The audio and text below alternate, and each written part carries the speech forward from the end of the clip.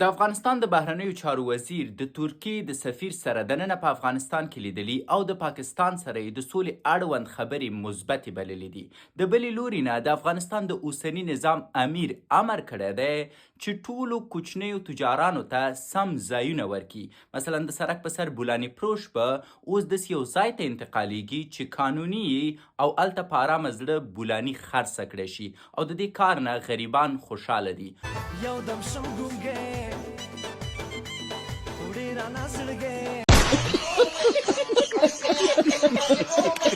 خو بلې لور ته یو عجیبه جنجال راپېښ شوی دی. د تذکرو د ورکونې په ځایونو کې اکثرا د تذکرو کارکوونکي بې سواده دي او کله چې دوی د یو چا نوم په تذکرې کې لیکي اشتباهات کوي او د دې د خاطره اوس حکومت مجبوره شوی دی چې د دوی د کارمندانو د اشتباه له امله د بیازلي تذکرو د جوړولو په وخت کې فیسونه معاف کړي.